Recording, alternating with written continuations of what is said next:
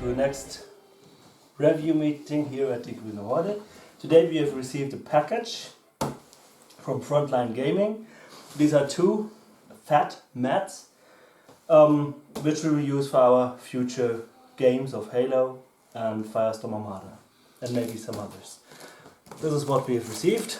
Inside this one is the 4'x6 feet space mat, and in this one the 4'x4. And that's how they come, freshly arrived. We didn't open it yet. That's what you will get.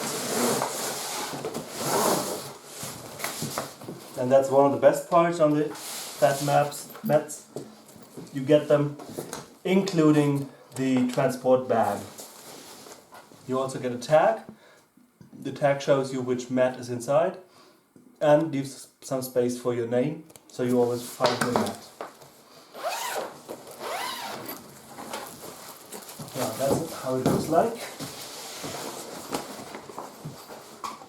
Still completely wrapped up. And then just remove plastics. And then we can roll it on our table. And we do get a really nice space mat for our games. Cool, I like it. Stunning. Yeah, impressive picture. Something not everybody will be able to do themselves.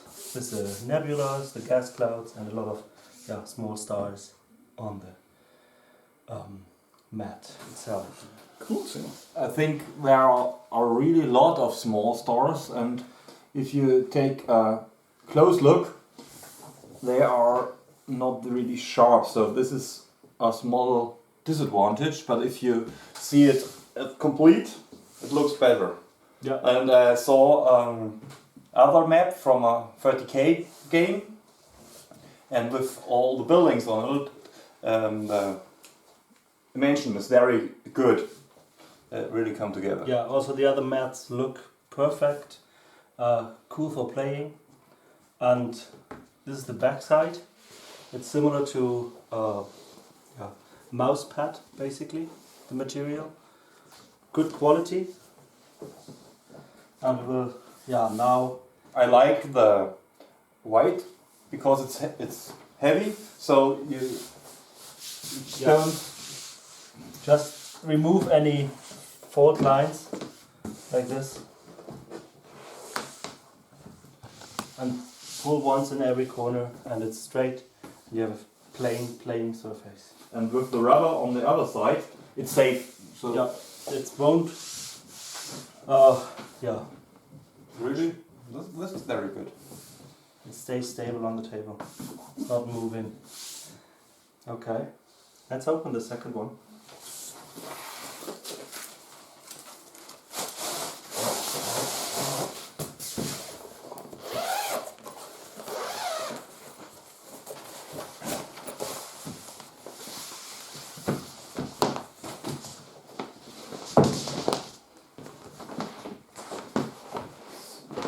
That's the second one. You can see it's basically the same gas clouds again.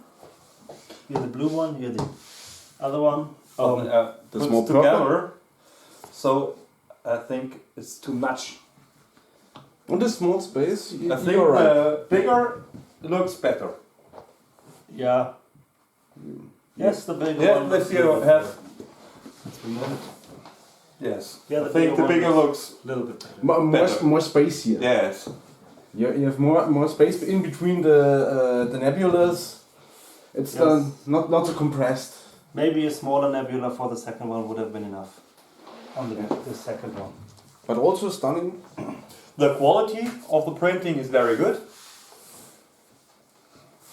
So the nebulas are very, very sharp with fine details. Yeah, the outlinings are nice. Yes. Really nice. In my opinion, something is a little bit disturbing in the nebulas. All these stars prominent in and big in the nebulas don't look so good. Outside in the black space, they are looking good, but inside the nebulas, they are a little bit distracting from the cool-looking nebulas. Yes. Okay, let's roll it once. So we'll pack this one. The repacking Repacking it. should be better made by two. Yeah, that's one thing we know from other mats. Do it together. It makes it much easier. That's the wrong one. Yeah, no, we are not. We're not straight. We're not straight, so do it again. And Yep. couldn't do this. Inside.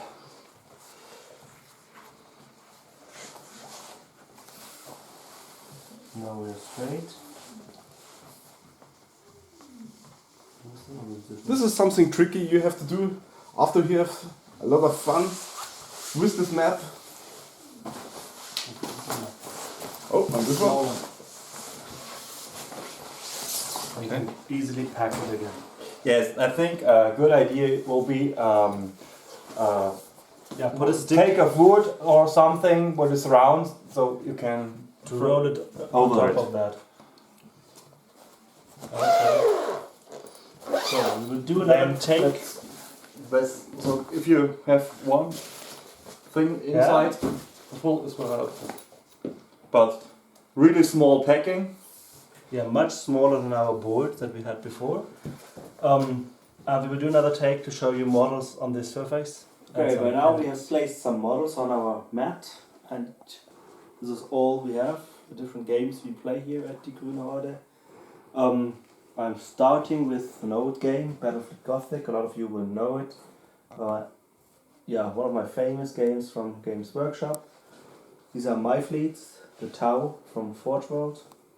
I clearly preferred that models when I bought them compared to the other Tau fleet from Games Workshop itself.